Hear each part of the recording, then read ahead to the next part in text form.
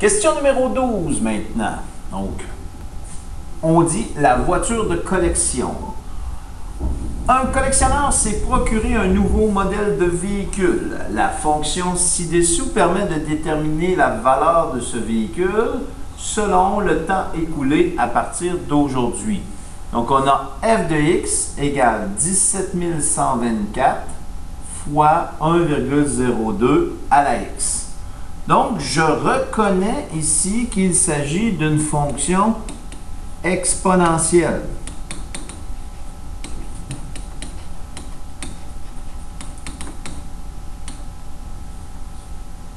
Exponentielle, pardon.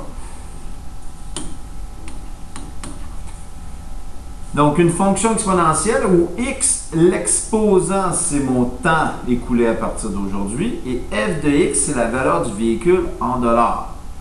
Donc, ma fonction exponentielle, on se rappelle ici que elle est composée donc d'une quantité initiale, donc une valeur initiale, donc la valeur initiale du véhicule,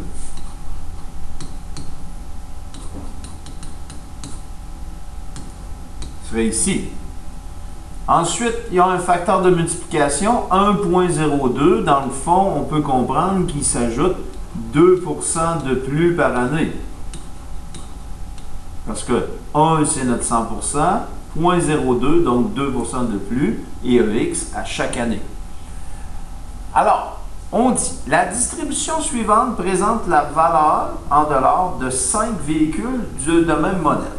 Donc ici, on voit 17 500, 33 100, 24 000, 25 250 et 27 025.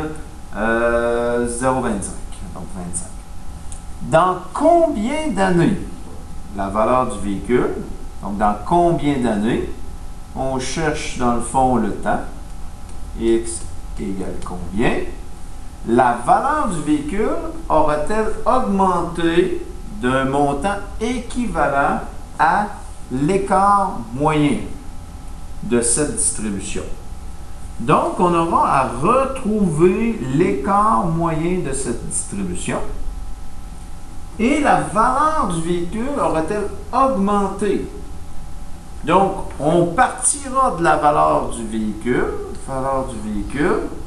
qui était de 17 124, qu'elle aura augmenté. Donc, on aura ajouté l'écart moyen de cette distribution. Et on pourra, à ce moment-là, remplacer cet élément-là dans mon équation ici, parce que la valeur du véhicule, c'est mon f de x. J'aurai cette valeur. Et on me demande dans combien d'années. Donc, on se rappelle la stratégie. Lorsque je veux retrouver x dans une fonction exponentielle, ben, c'est la stratégie d'un essai-erreur. Donc, essai-erreur assez structuré pour pouvoir arriver à une valeur de x.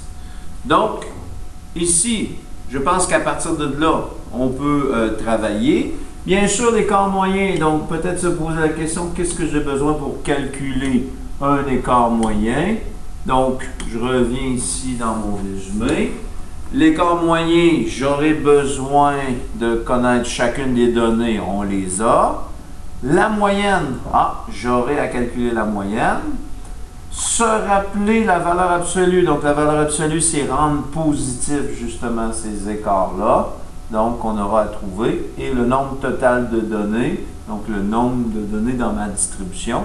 Donc, cette formule pourra nous aider. Je ne pense pas qu'on aura besoin de structurer à l'aide d'un tableau ici notre distribution parce qu'on a peu de données pour pouvoir le calculer. Donc, calcul d'écart moyen sera probablement ma première étape ici pour pouvoir me lancer dans mon problème.